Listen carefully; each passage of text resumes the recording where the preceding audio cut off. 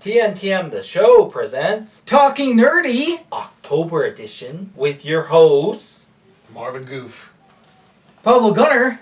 and the Ambassador, the Mean Ghoul. Yes, and we are here to talk nerdy to you about all the stuff that will be coming out or that came out for Octubre.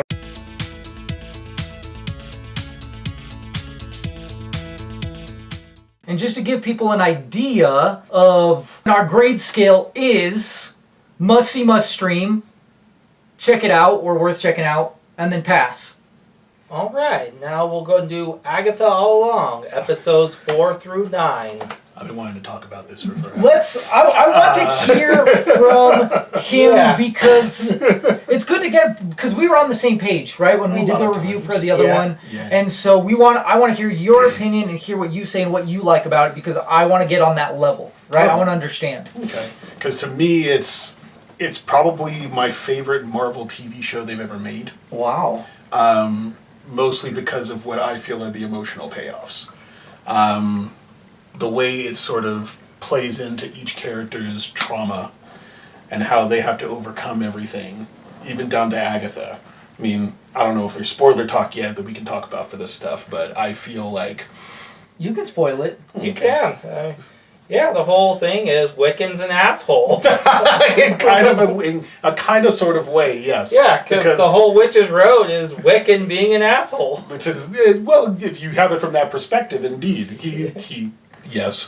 Wiccan arrives, he is a character fully in his full form, and I thought, the costume looked good, and the whole thing that was the surprise to me, I didn't think they'd go with, is the fact that the Witch's Road was conjured by him almost like the Hex was.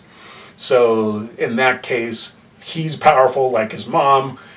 There's this whole sort of drama with Agatha almost looking at him like a surrogate son. The way that it ends, I also feel is interesting. I just think the characters and the way that they express them was my favorite part of it. I mean, I'm not afraid to admit it. I cried in episode 7. Episode 7's my favorite episode.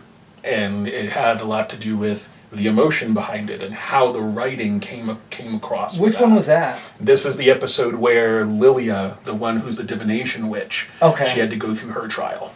Oh, when she killed the Salem... The Salem 7, at the end. So the fact that they had all of those sort of teases with her character, because she would go crazy, one thing, and she'll just say something random. You're like, oh yeah, why are you saying that? Fine. Yeah. But they actually played through what her experience is, how she experiences time. And with that, I was just emotionally invested in it. Like, to be honest with you, I felt the characters were the best part of it. So that's why I like it. I feel it's a must stream because of what it does with that. Okay. I couldn't really get into the characters. Yeah, it was really hard, and I felt like it was very bloated, the whole series as a whole. Like, everything's just to add time to try to fit 9 episodes, when really this probably could have been done in 5 or 6 episodes easily. I just felt like it was very rinse, wash, repeat. Like, every episode to me was just the same thing, but, like, slightly different enough to be like, oh, okay. Which, yeah, with trials, you're going to see that, right? Mm-hmm. Like, so that is the formula, but to me, it just seemed like, oh, they're in a house, and oh, it's another trial, and oh, it's going... Like, it was just too much of the same, and like that, too. I did not care about any of the characters either. I want to understand, because I've heard people be like, oh, God, it's brilliant. That was brilliant with the whole time travel thing, and all that stuff, and I was like, I just... Because I watched it with my wife, and we would watch it together, and both of us were just kind of like, I mean, it's fine. It's there, like... Once again, I feel like this really just existed to introduce Wiccan, and that was it. Like, this was just a vehicle to introduce Wiccan, to build upon Young Avengers. I feel like a lot of these shows, that's what they've been, right? Just vehicles to set up Young Avengers. Which is fine. I mean, like that, he is his mother's son, too. So I go like, yeah, I didn't think he was an a-hole. I was just like, he's trying to get his brother back. I mean, to me, I don't see that as a horrible thing. And then to me, that whole situation, he didn't realize what he was doing. Yeah. I mean, it wasn't intentional. It's not like he's an Agatha. Right. But in that case, I mean, even if it isn't intentional, sometimes people are assholes. Like Wanda in the comics. She decided to do genocide accidentally. Genocide is House of genocide. M. Yeah, The House of M. Okay. Yeah, so a lot of times, even you can mean well, but that doesn't mean you did well. Yeah, I mean, but he didn't hold like a city hostage. You know what I mean? Yeah. Like, Yeah, it wasn't on that level. Yeah, Yeah. there's multiple layers to it, and even then, I think him as a character sort of owning that, because I feel like he owned it. Yeah, I will say the last episode was great to learn her backstory too. Like, it really kind of felt tacked on, like it should have happened before the finale. Once again, I didn't finish it, so I can't really say. You guys probably know better than me whether that was a smart thing to do or not. I think it helps, but I feel like they spend too much time on it. Because really, you got the point, and then you were there. That's what it seems like most of the series in a nutshell. You get the point, but it's still running. I've heard that this leads into Midnight Suns. Like, this sets up Midnight Suns as well. It feels like it can, because I mean, if you haven't finished it at all, the ending scene is Wiccan trying to banish Agatha's ghost. They actually convince each other, well, hey, we could be a good team. So now Wiccan has Agatha as a ghost following him to go find Tommy. Ended up discovering it's sort of a parallel where Agatha Harkness served as a guide to Wanda in the comics.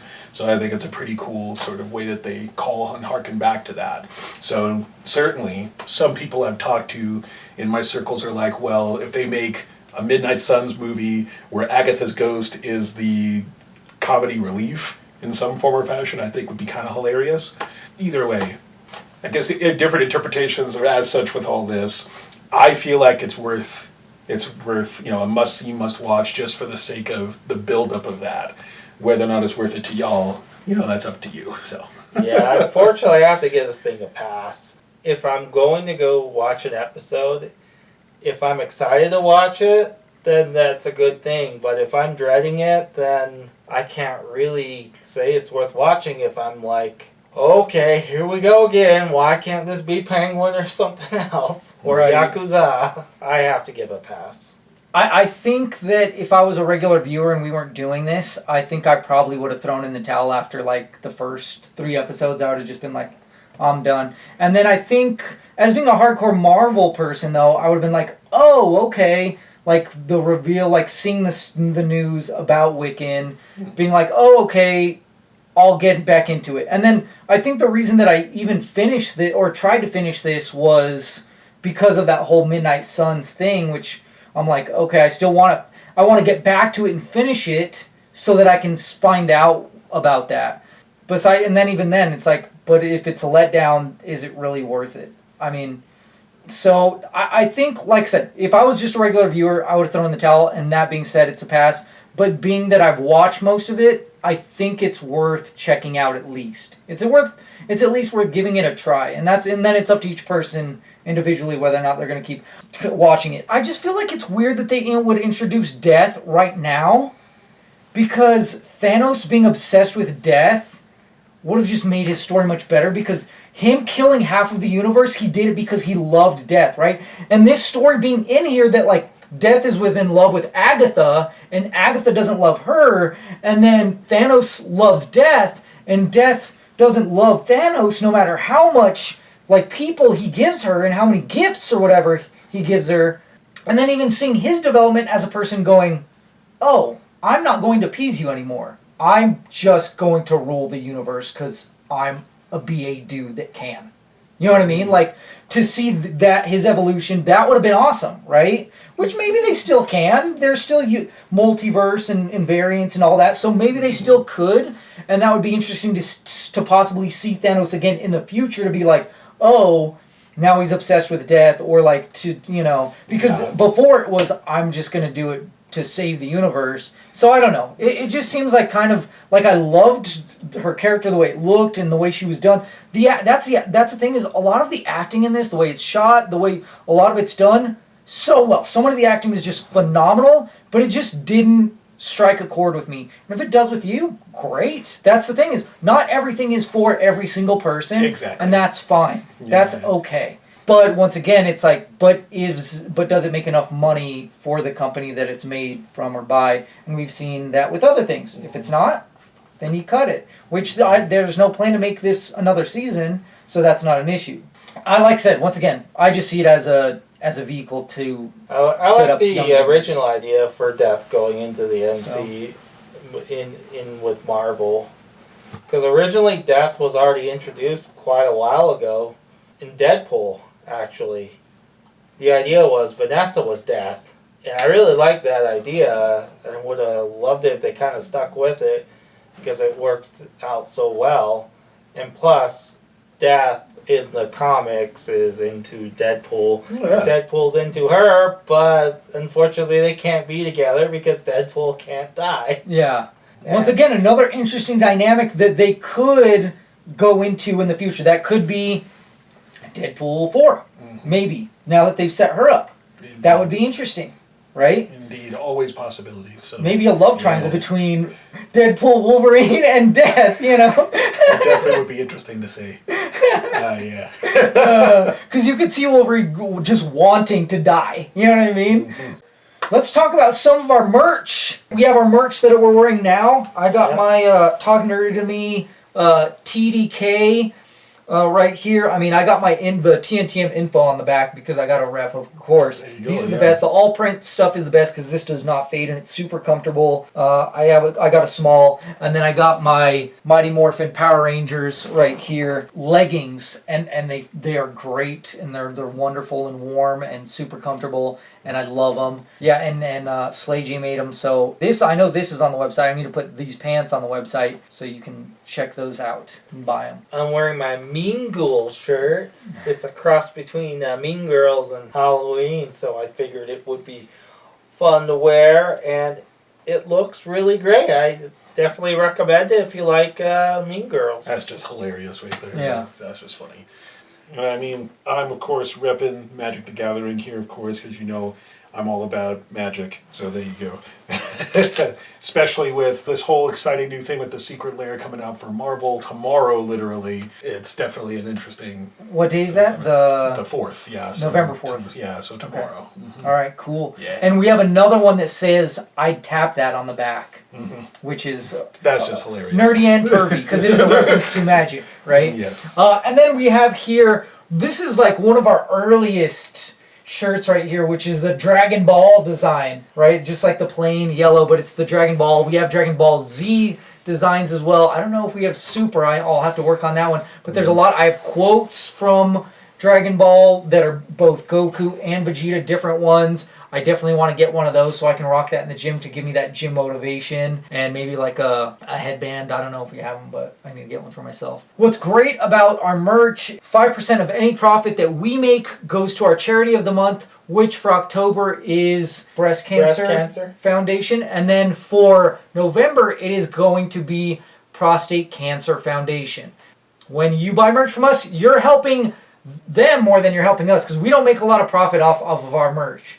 So we really want to make a difference in the community, in the world, and this stuff means a lot to us. So, or you could just donate directly to them. Regardless, we're down for it. Helping people makes the world go round, right? Absolutely. It's beautiful. We're going to do some shout outs for some people that support us. They either retweet us or they share our stuff, like MK Wizard. I always love her tweets and her threads and pretty much anything she posts. She does web comics and stuff. And she has it out now, I think, on Amazon. It's on Amazon. Nice. You can buy her book. I think it's called like Psychoborg or something like that. And there's other ones that she's done as well that are like kind of cookbooks. She sent one to me. I can't wait to make cookies for my kids from that. So it's great. I love that because they kind of did something like that in Scott Pilgrim, where they're like, they did how to make this vegan meal, you know?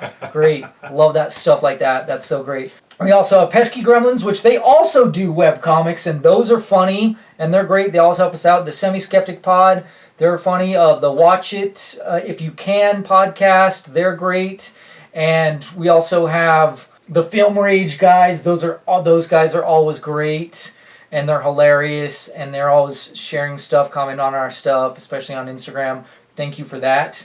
I listen to their podcast as soon as I can because they cover all the films like as soon as they come out, and I think they pour their own money into it and stuff. So they're putting out the money, man. For our merch coming up, we're gonna do anime and of course Batman because the Penguin is coming. I'll see if I can come up with like a Pesto the Penguin mashup with the Penguin shirt and see how that goes. And like I said, Prostate Cancer Foundation for November. Okay, cool. Talk nerdy to me. Keep it nerdy, y'all. Stay nerdy, planet Earth.